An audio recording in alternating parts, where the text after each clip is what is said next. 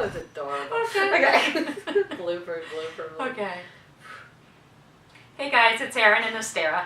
We're back. And we just wanted to touch base with you today because we understand that you have a meeting coming up around discussing mental health with your communities. Yeah. So we couldn't be at the meeting. We're sorry about that, but we did want to kind of touch base and maybe share some of our ideas around how you might approach the discussion with your community. And we know that some people are going to be really comfortable having this discussion with their communities, and some people are going to feel more awkward or uncomfortable, and that makes total sense. Everyone has a different approach, and so these are just some of our ideas around what might be helpful. And people have different communities, and so different community experiences, right? So some groups might be harder to reach, and we understand that as well. So before you get into the discussion, one of the recommendations we would say is just giving people some permission to leave in the event that things are kind of overwhelming or upsetting, or they're just no longer interested. Yeah. I would highlight that you're probably going to follow up with them, so you might share that with them, that if they leave, that you will follow up with them later. Mm-hmm. And people kind of respond to things in a different way, so we kind of wanted to let you know, like, some people might be really quiet, some people might share a lot, and some people even can be disruptive or like laughing, because that's one of the ways that they manage feeling awkward. Mm-hmm. So sort of be prepared for any of those situations and try not to internalize some of that. I think that's pretty normal.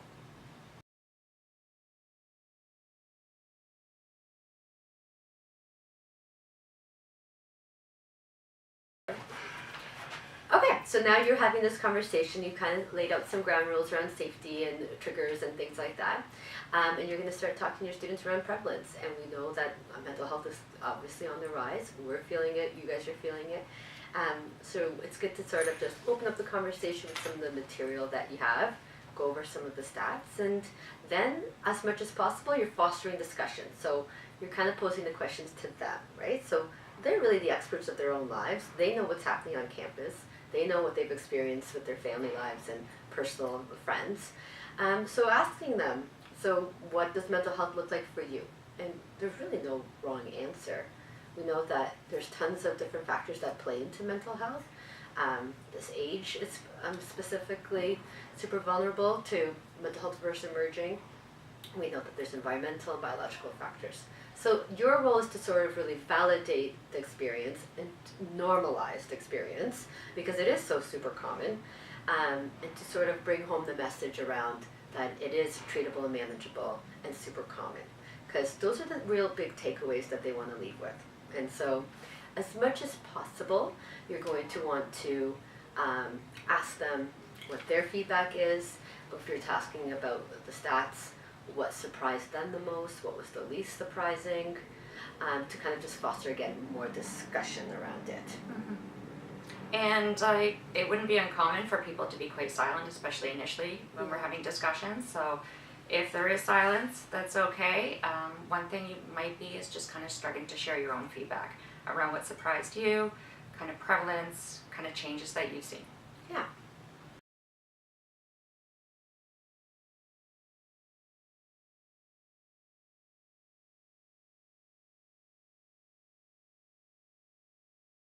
We know that talking about prevalence might actually be a good way to start the conversation. It's a little bit more removed with statistics, it's not so personal, so it kind of gives people a little bit of a place to kind of warm up and feel a bit safer. Then you're going to move on to part 2, which is really talking about resilience and how to support yourself. That is a more personal conversation to be had. And we often hear this term self-care a lot. I think we sometimes hear it so much that we become desensitized to it. And sometimes we even define it in ways like it's about bubble baths or yoga or drinking smoothies, when it's Kale. really Lots more, of kale. yeah. But it's really more around setting an intention of caring for yourself. Yeah. And that piece can be hard.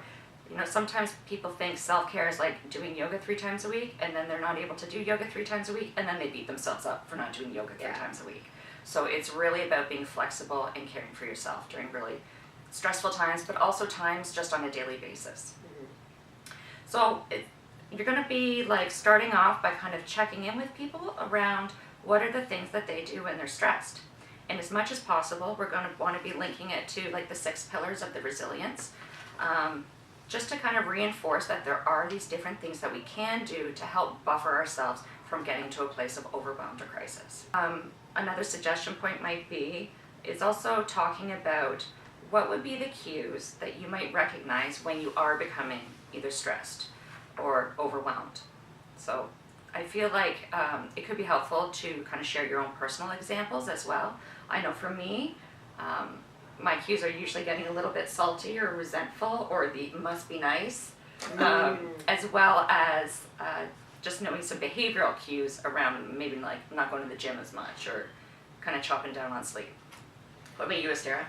Well, I think you'll often hear me say that I'm living the dream when perhaps it's been a day, and so I can find myself totally getting self-deprecating and a little darker with my humor. And then also I feel like for me cues are often physical, and so at the end of the week, if it's been a really saturated week with intense work, then I'll get headaches and I'll carry that home with me, and so I pay attention that way for myself. And I think that could be an important point to highlight is that those cues can be physical, kind of things that we're experiencing. They could also be emotional, kind of things that we're experiencing, and behavioral, so things that we do, the sleep, the exercise, connecting with friends, that type of thing. Yeah. And it's important that we talk about these cues because we want to catch it early, because we just, again, don't want to get to that point of overwhelmed or stressed. Another important point is really kind of highlighting flexibility. Self-care means flexibility. So we have ideal self-care, which might look like, lots of different behavioral things, but we also need real. So especially at times like, say, midterms, we have to be able to kind of flex our expectations around what it looks like to care for ourselves. Yeah. Emphasizing that there's lots of little things that we can do on a more regular basis. So little and often. That's kind of what I always say to my students.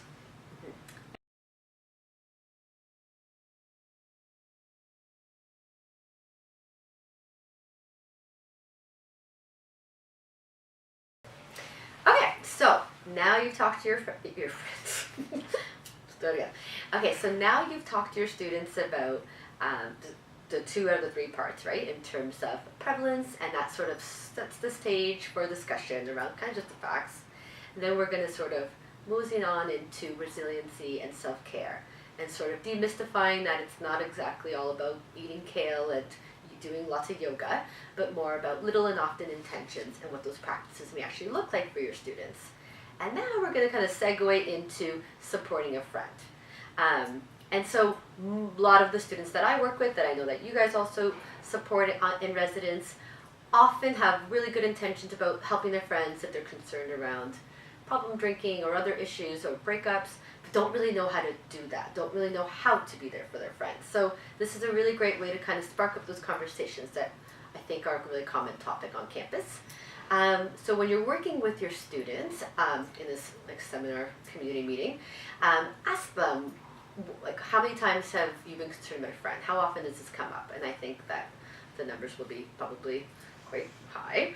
And it's just starting to bridge that conversation around what were the warning signs? What did they look for? Is it students withdrawing? Is it students maybe drinking a bit more, missing classes, or just all those other pieces that might come up? And then I think the really important takeaway piece is that you start to name the sort of the elephant in the room in terms of what prevents them from actually supporting a friend, which is that it can feel really awkward to sort of interject and have that conversation, even though they may be worried sick about someone. So I think naming that can really help sort of deflate the power in the room around it, and can create a nicer tone to have that conversation. The other takeaway piece when you're supporting your students around these conversations is that you always want to push that it's always worth it. And so that awkwardness that you have to kind of muddle through and tolerate is always worth it if it means that student feels heard or connected. And so we do have a little tool here, and we've titled it the positive sandwich, and so it's a really nice way to sort of kind of sell a little package to your students in terms of how to frame it. And so you want to start off with something positive and then sort of provide the concern and end with something positive. So it sort of makes it feel more doable. And so, for example, as we know, my friend Erin here, my partner in crime, can feel a little salty at times and can get a little resentful. And so we often have lunch together. And if I'm noticing that she's sort of withdrawing because work is piling up, I may say, hey, Erin. Hey, Estera. I really love having lunch with you. And it's really like a bright spot in my day. But I'm also noticing that you haven't really been doing that lately because maybe work's piling up. Just wondering if you're okay. Because I really miss having our lunches and we need to debrief. Okay. So, sometimes you're going to get the okay, so we want to acknowledge that it's hard for your students to ask, but it's also hard to be asked. yeah. So we just want to we want to emphasize to your students that it's really around planting a seed. People tend to do okay to shut it down in the moment, but it plants a seed for them to think about later on. It creates a kind of an open pathway that they can go back to that person and say, actually, things aren't okay.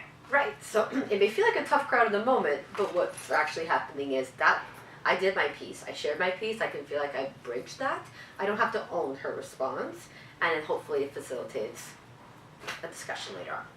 So hopefully that's helpful.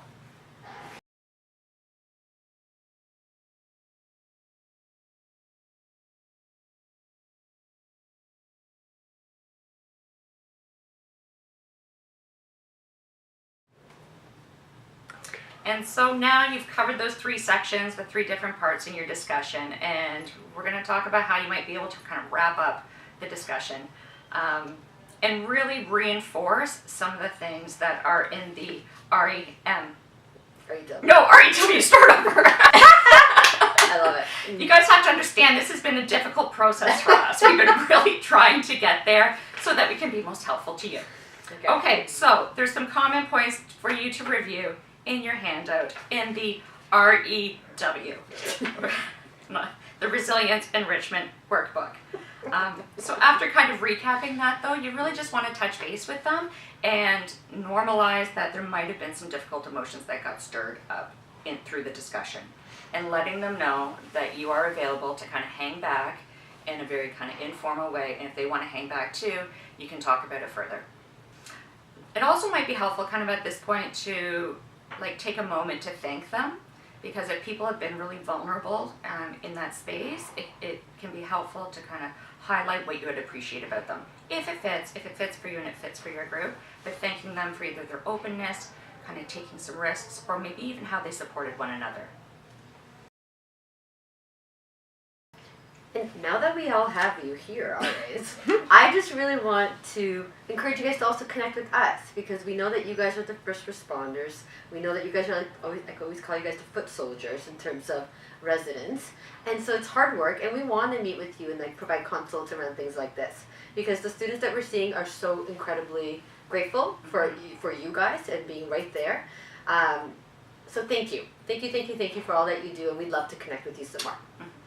And we know that this is one way to make a formal discussion around mental health, but we know that you're doing the work every single day.